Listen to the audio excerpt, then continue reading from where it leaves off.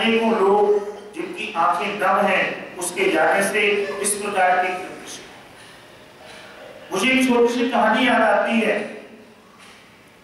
कि एक बार एक चित्रकार ये ढूंढने चला कि मैं अपनी ऐसी पेंटिंग बनाना चाहता हूं कि जिसके अंदर संसार का सबसे खुशहाल व्यक्ति हो, सबसे सुखी व्यक्ति हो। तो कहते हैं कि वो घूमने चला, नगर नगर गांव गांव घूमता रहा। आखिर में एक दिन कहते हैं कि वो एक ग्राम के बाहर एक बहुत पेड़ लगे हुए थे, तालाब था। वहां क्या देखता है कि एक व्यक्ति पेड़ पर बैठा हुआ है, बांसुरी बजा रहा है और गायें चल रही है, और उसकी चेहरे पर ऐसा लग रहा है कि पता नहीं परमात्मा की कितनी बड़ी कृपा है उसकी। निश्चिंत तो होके बिल्कुल बैठा है, इसको कोई डर नहीं, कोई चिंता नहीं, कोई फिक्र नहीं। कहते हैं वो चित्रकार वहीं बैठा और बैठ के अपनी जो भी चीजें थी निकाल के उसका चित्र बनाया। कहते हैं उस चित्र को उसने बड़ी बड़ी जो प्रदर्शनी होती उसमें रखा, तो सबसे महंगा चित्र भी था उसका। कहते हैं जब जीवन के वो आखिरी पड़ाव पर पहुंचा वो चित्रकार, तो उसने कहा कि मैं अब एक ऐसा चित्र बनाता हूं जिसको देख करके लोग घृणा करें। कहते अब ऐसे चित्र के लिए वो जेल में गया, बड़ी बड़ी जेलों में गया, बड़ी गलत जगहों पर गया। अंत में कहते हैं कि एक जेल में जाने के बाद उसकी यात्रा पूरी हो गई। एक ऐसा कैदी मिला कि जिसको देखने के बाद ऐसा लगता था कि वास्तव में इससे घृणित कोई व्यक्ति हो ही नहीं सकता। तो कहते हैं कि उस व्यक्ति ने फिर अपना सामान निकाला और उसका चित्र बनाने लगा। जब उसका चित्र उसने बना लिया तो उस कैदी ने कहा कि भाई साहब आप जानते हैं मैं कौन हूं? कहने लगा नहीं।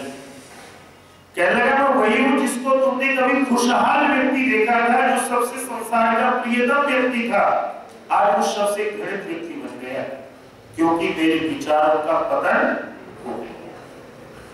मेरे विचार बदल गए, इसलिए मैं सबसे खुशहाल से सबसे घृणित बन गया। माताओं सज्जनों, इसीलिए आप देखिए यज्ञ की परंपरा, स्वाध्याय की परंपरा ऋषियों ने रखी और उसको पुनः पुनर्घाटित किया किसी ने, तो ऋषि दयानंद जी थे। तभी आप देखिए कि एक वेदों का या एक श्लोक है, अगर मैं कुछ गलत हूं तो आचार्यहीनम न पुनन्ति वेदा, जो चरित्रवान नहीं है उसको वेद भी पवित्र नहीं कर सकते। कितना भी पढ़ा लिखा व्यक्ति है, कितना भी शिक्षित है, किसी भी प्रकार से धन से युक्त है, राजा अनेक सारी पदवियों से युक्त है, लेकिन यदि उसका चरित्र नहीं है तो कहते हैं कितने भी वेद मंत्र पढ़ ले, मैं कितने भी प्रवचन कर लूं, यदि मेरा चरित्र अच्छा नहीं है तो निश्चित रूप से कहते हैं कि मेरा कोई भी उद्धार नहीं कर सकता। अब आप कहेंगे साहब ये किस प्रकार से निर्माण होगा, तो मैं एक बात आपसे कहता हूं, आप भी जानते हैं कि आपके हमारे विचारों का निर्माण हमारे परिवेश से हुआ करता है, हमारे वातावरण से हुआ करता है। आज समस्या कहां पर है? आज समस्या ये है कि हम अपने बच्चे को, मैं भी अपने बच्चे को चाहता हूं बहुत बड़ा कोई प्रोफेशनल बने, लेकिन इंसान बने या ना बने इसकी मुझे चिंता नहीं। वो अच्छा डॉक्टर बन जाए, वो अच्छा इंजीनियर बन जाए, वो अच्छा बिजनेसमैन बन जाए, वो अच्छा आविष्कारक बन जाए, लेकिन मेरे पास समय नहीं है कि मैं अपने बच्चे को कुछ अपनी शिक्षाओं से युक्त कर सकूं। आपके पास पाने का वक्त है तो आप जानते हैं क्या हुए, वो बच्चा अच्छा बन जाएगा लेकिन संस्कारों से क्या होगा बोलिए, विहीन हो। इसलिए आप देखिए कि हमारे यहाँ पर एक चीज कही जाती थी जो कि हम चर्चा कर रहे थे सत्यार्थ प्रकाश की। मंत्री जी ने बोला कि आज थोड़ा सा सत्यार्थ प्रकाश को भी इसी में मिला देना। सत्याग्रह प्रकाश में आप देखिएगा कि स्वामी दयानंद जी कहते हैं कि मातृवान, पितृवान, आचार्यवान पुरुषो वेद है। कहते हैं जिस व्यक्ति को 3 उत्तम लोग मिलते हैं, माता, पिता और आचार्य, कहते हैं वही जीवन में उन्नति कर सकता है। अब दूसरी बात, इस प्रकार की घटनाओं से या इस प्रकार के समाज में जो बदलाव है उससे बचा कैसे जा सकता है? तो उसका सबसे पहला तरीका है प्रार्थना। जीवन में यदि प्रार्थना आचरण पूर्ण होगी तो निश्चित रूप से हम जीवन में कुछ भी गलत नहीं कर पाएंगे। यदि प्रार्थना केवल मंत्रों तक सीमित है तो फिर हम भी कुछ भी कर सकते हैं, लेकिन यदि वास्तव में उस प्रार्थना के साथ मेरा कर्म भी सुंदर है, यदि मैं बोलता हूं तत्सवितुर्वरेण्यं भर्गो देवस्य धीमहि धियो यो न प्रचोदयात्, प्रभु मेरी बुद्धि को श्रेष्ठ मार्ग पर ले चल, श्रेष्ठ मार्ग पर प्रभु तो ले जाएगा, लेकिन मैं यदि अपनी चेतना का इस्तेमाल नहीं करता, अपनी कोशिश का इस्तेमाल नहीं करता, तो फिर मंत्र पाठ किया कर ले। बताइए, पहला तो काम मेरा है ना कि मैं अपने कर्म को क्या करूं? सुंदर करूं। इसी से तो निर्माण होगा। जो हमारी बहन बेटियों के साथ जो ये अत्याचार है, ये तभी तो दूर होगा जब व्यक्ति के अंदर वास्तव में प्रार्थना करने वाला व्यक्ति क्या करता है? बताइए, आप मुझे ये बता दीजिए, इस संसार में कौन सा धर्म गुरु ऐसा है जिसने ये कहा कि मैं ठीक हूं, बाकी सब झूठे हैं? ये किन्होंने फैलाया? आप कभी सूक्ष्मता से अध्ययन करना, चाहे वो क्रिश्चियन हो, चाहे वो इस्लाम वाले हो, चाहे वो हिंदुइज्म वाले हो, चाहे वो बुद्धिज्म वाले हो, चाहे वो जैनिज्म हो, किसी ने ये नहीं कहा। सबने ये कहा कि भाई जो आपको सही लगे उसको ग्रहण करो, जो आपको श्रेष्ठ लगे उसको ग्रहण करो। तभी तो आप देखिए स्वामी दयानंद जी ने तो इतनी बड़ी कसौटी खड़ी कर दी कि उन्होंने कहा सत्य के ग्रहण करने और असत्य के छोड़ने में सर्वदा बोलिए तैयार रहना चाहिए।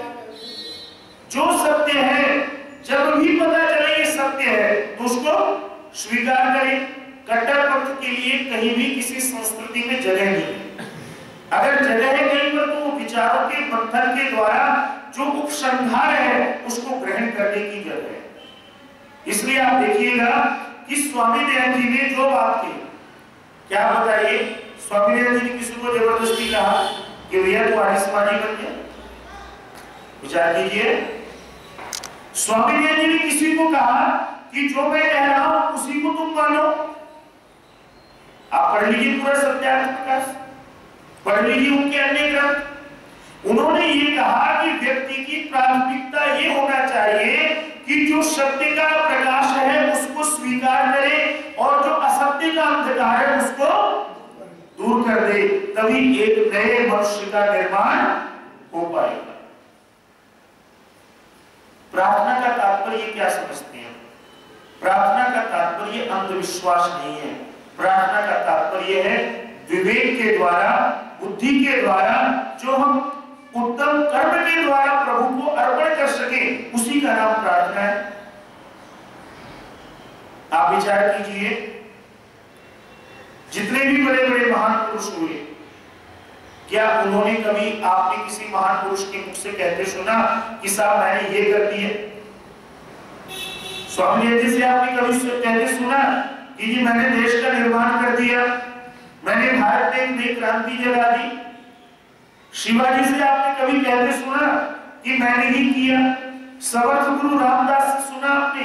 गुरु नानक देव जी से सुना आपने? वास्तव में एक पंक्ति है जिसका भाव है कि हम जो भी करें वो ऐसा करें कि जो जब प्रभु के समीप जाए तो उसके चरणों में भेंट कर सके। जब आप बताइए कि अगर प्रभु के चरणों में आपने कुछ भेंट कर दिया, उसके बाद किसका हो गया? बोल दीजिए सर, आपका मेरा नहीं है ना। लेकिन आज समस्या क्या है कि हम सब जीवन में अगर किसी के लिए हमने इतना सा भी कर्म कर दिया तो जीवन भर उसको गाते करते चिपकाए करते उससे, साहब ने इसके लिए किया। इसका मतलब आपने अभी उसके लिए किया कुछ नहीं, और किया जो वो प्रभु को अर्पण करना नहीं जाना। जब प्रभु को मैंने कोई चीज अर्पण कर दी, मान लीजिए प्रधान जी को हमने कोई सबने मिलकर एक कोई कोष बनाया कि प्रधान जी ये पकड़िए अथर्ववेद यज्ञ कल से आपका, आप जानो आपका काम जाने। हमने आप में से क्या कोई व्यक्ति ऐसा होगा कि जो परसों जाके कहेगा कि बाबूजी हमने जो आपको पैसे दिए थे आप हमें वापस कर दो? कोई कह सकता है? नहीं कहेगा ना। क्यों? क्योंकि अब आपका उस पर अधिकार बोलिए नहीं है।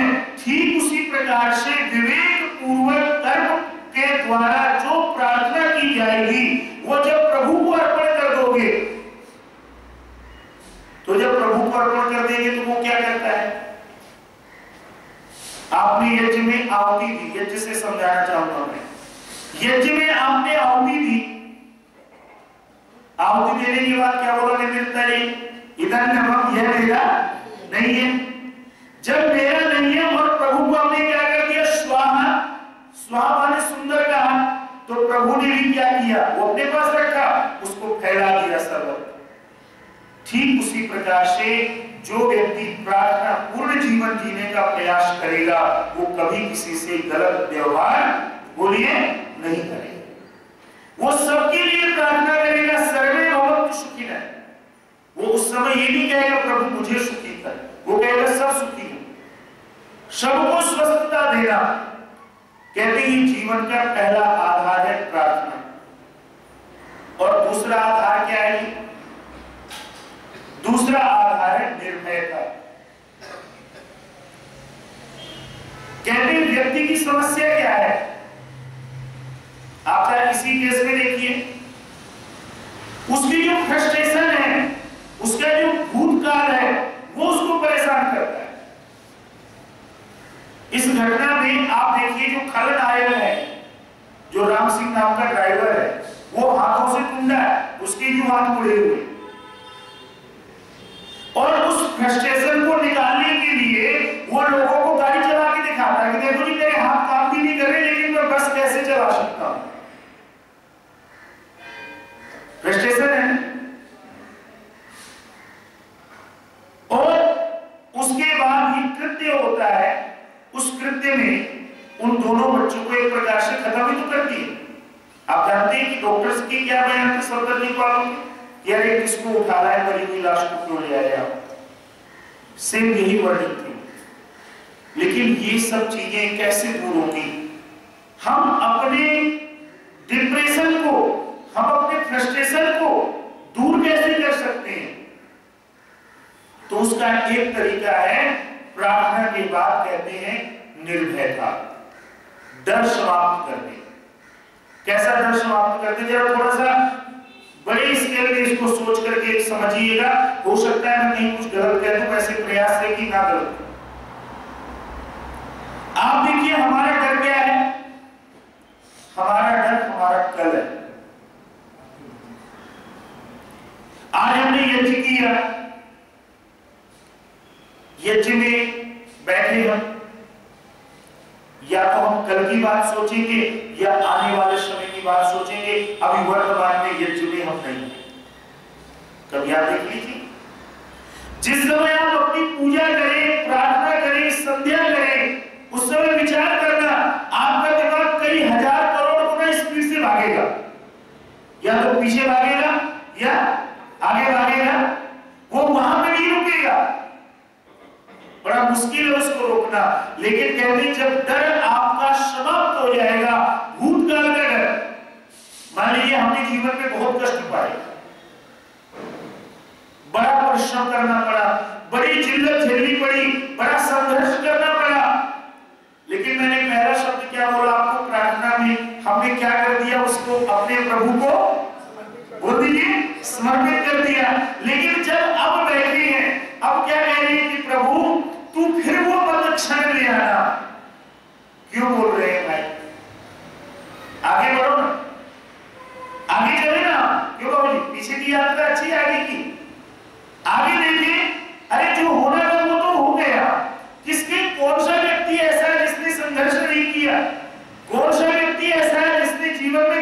नहीं पाए, अगर किसी ने कष्ट नहीं पाया, किसी ने संघर्ष नहीं किया, तो मैं कहता हूं उसको सफलता का मोल भी नहीं पता है। ये निर्भयता आपको सिखाती है, ये मुझे सिखाती है कि मैं अगर कहीं यहां पर रहकर मैंने कोई कष्ट झेला तो अब मैं क्या करूं, उसको भूल जाऊं। देखिए जीवन जीने का यही तरीका है, अगर नहीं भूल पाऊंगा तो क्या होगा, फिर निडर होकर के कहीं पर भी बैठ बोलिए नहीं पाऊंगा, और आगे की चिंताओं में अपने वर्तमान को समाप्त ना करें। कस्तूरिया जी, या तो आप बैठ जाया करिए या अगर आप व्यवस्था कर लिया करिए और आपको डिस्टर्ब नहीं करेगा, आप बाहर कुर्सी लेके बैठ जाओ आराम से। तो कहते हैं कि वास्तव में पीछे की बातें और आगे की बातों को लेकर के जब हम परेशान होते हैं, इसका मतलब ये है, क्या है इसका मतलब, कि हमें अपने प्रभु पर विश्वास बोलिए नहीं है। यदि प्रभु पर विश्वास होगा तो अब आ जाइए, मैं उस चीज को आगे करता हूं। यदि मुझे अपने प्रभु पर विश्वास होगा तो आप मुझे उठते ही 10 गालियां दे दें, यदि उठती मेरा घोर अपमान कर दें, लेकिन यदि मुझे अपने प्रभु पर विश्वास होगा तो मैं उस अपमान को भी शांति पूर्वक सहन करने का प्रयास करूंगा। वक्त आएगा तो आपके जो उत्तर हैं उनको देने का भी प्रयत्न करूंगा। कहते ये है ईश्वर भक्ति। इसलिए कहते हैं ईश्वर भक्ति से दूसरी चीज क्या मिलती है आपको, निर्भयता मिलती है।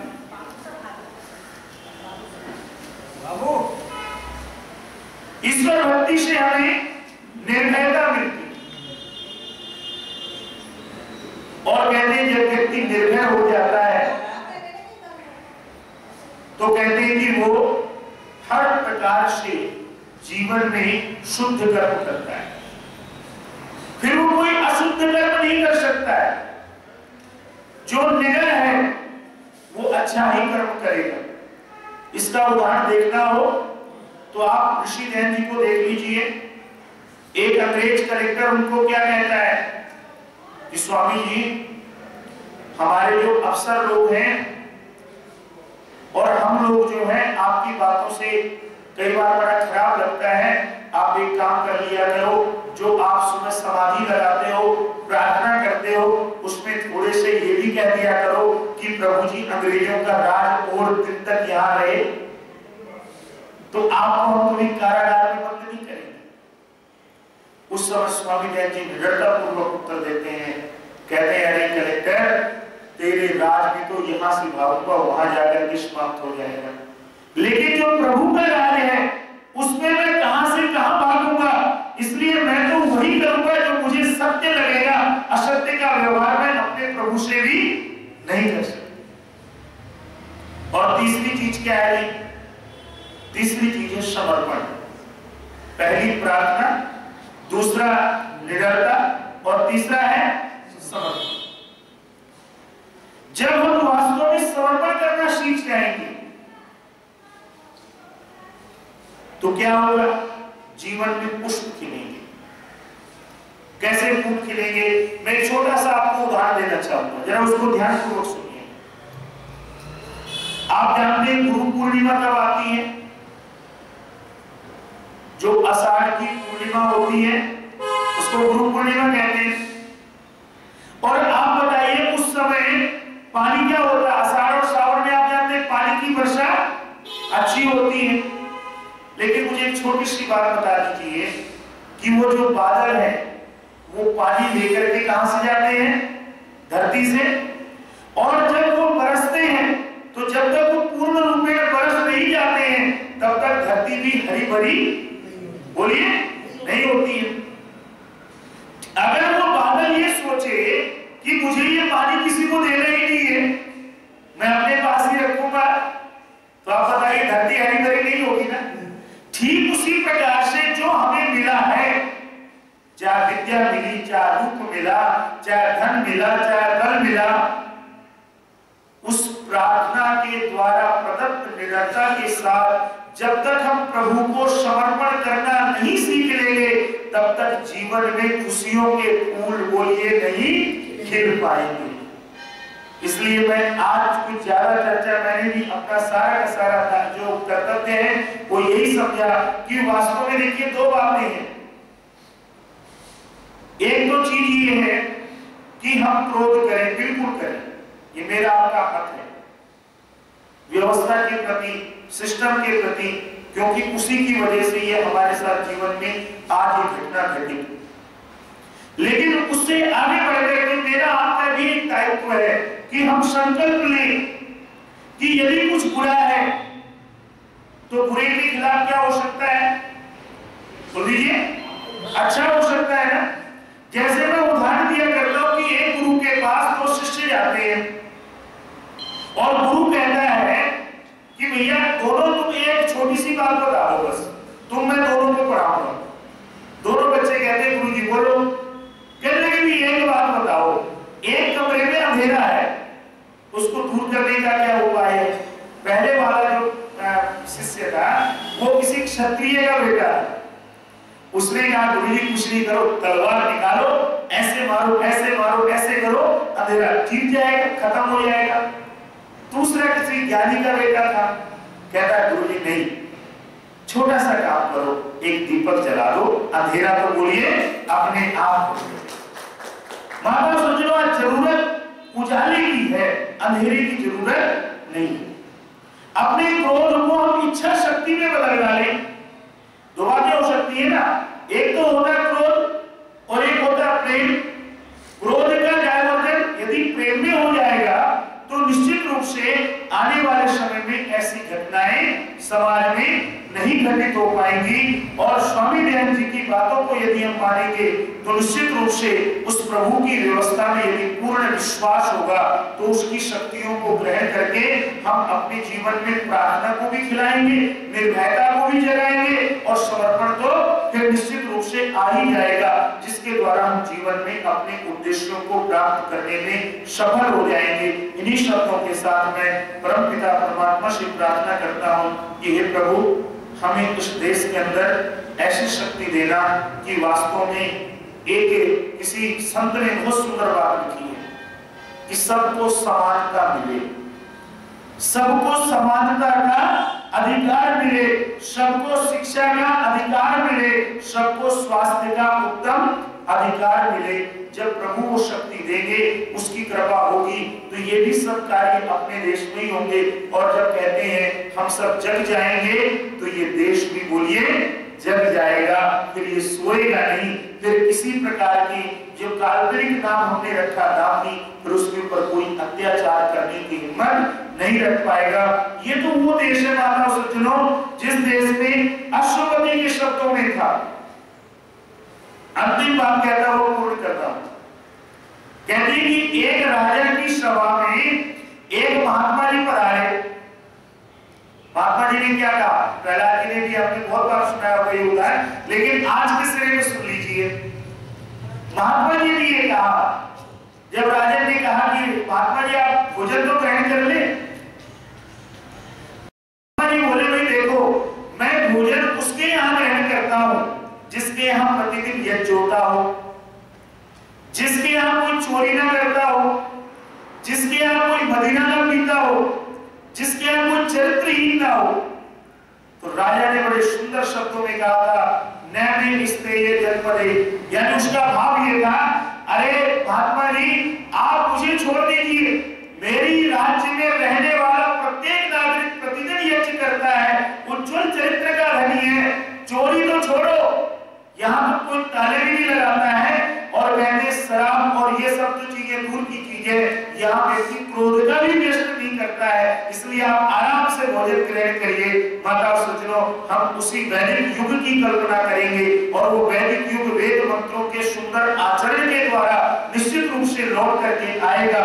और जब आएगा तो कहते हैं फिर आपको गुरुवर देव दयानंद के वेद वाक्य, उनका वाक्य याद आएगा कि आओ वेदों की ओर चलो, वहीं पर ही जाकर के हमें आपको शांति है, वहीं पर हमें जाकर के आपको हमें सुख और समृद्धि का निवास है। इन्हीं शब्दों के साथ मैं अपनी वाणी को उस दिव्य आत्मा के प्रति नमन करता हुआ, प्रभु से प्रार्थना करता हुआ कि परमात्मा उस महान आत्मा को तो सद्गति देना, लेकिन आप जानते हैं उसके परिवार को शक्ति देना, संघर्ष करके वो फिर अपने को रिवाइव कर सके, फिर अपने को जीवित कर सके। क्योंकि सबसे दुखद पहलू जो है वो बच्ची ही घर में कमाने वाली थी, बाकी तो उसके छोटे भाई थे। पिता ने इस अभिलाषा से पढ़ाया कि भाई ये बेटी पढ़ जाएगी,